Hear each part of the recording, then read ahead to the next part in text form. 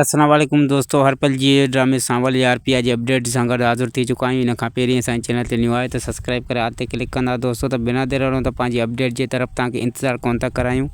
जी दोस्तों, तव्हांखे ॿुधाईंदा हलूं त सांवल पंहिंजे सेठ जे चवण ते कंहिंजी माना बेगुनाह जॻह ख़ाली कराए रहियो हुयो दोस्तों, ऐं हुननि जी भञ तोड़ करे रहियो हुयो दोस्तों। त हुनखे जेको आहे त पीउ आहे उहा भञ तोड़ कंदे ॾिसी वरितो, ऐं पीउ आहे सोचियो त हीउ जेको बाबा जेको चई रहियो हो त उहो सच आहे, ऐं हीउ जेको सांवल आहे त ॿियनि जो माना दुश्मन आहे, ऐं जेको आहे त कंहिंजो बि अहसासु रखंदड़ न आहे, हीउ ज़ालिम माण्हू आहे। त पीउ खे उहा सॼी हुनजी डिटेल जी ख़बर पइजी वई आहे दोस्तों।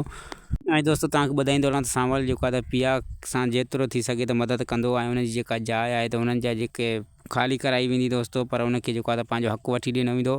असलम आहे पीउ सां जेको आहे त सांवल सचो आहे, ऐं उन्हनि खे जेका कब्ज़े वारी जाइ आहे त उहा ईअं कब्ज़ो ख़ाली न कराईंदो दोस्तों, उन्हनि खे पंहिंजी रक़म ॾेई पोइ उन्हनि मां हथु कढंदो सांवल। जी दोस्तों, तव्हांखे ॾसींदो हलां त नेक्स्ट एपिसोड में तव्हांखे इहो बि ॾिसण लाइ मिलंदो त सांवल खे जेको आहे त सेठ दाऊद आख़िरी वार्निंग ॾींदो, ऐं हुनखे चवंदो जेकॾहिं तोखे कब्ज़ो ख़ाली कराइणो आहे असलम जी जाइ जो त कराए, न त मां पंहिंजे पाण बज़ारि ख़ुदि बीह करे ऐं मां इहो कमु कंदुसि। ऐं दोस्तों तव्हांखे नेक्स्ट एपिसोड में इहो ॾिसण लाइ मिलंदो त आलिया ऐं पीउ जो टकर थींदो, ऐं हुन प्यार भरियूं मोहबत भरियूं ॻाल्हियूं थींदियूं, थी सघे त प्यार जो इज़हार बि थी वञे दोस्तों। ऐं तव्हांखे नेक्स्ट एपिसोड में इहो बि ॾिसण लाइ मिलंदो दोस्तों त सांवल जी गाॾीअ सां का छोकिरी टकराइबी, ऐं छोकिरी उहा का ॿी का न हूंदी पर सांवल जी ससु ई हूंदी दोस्तों।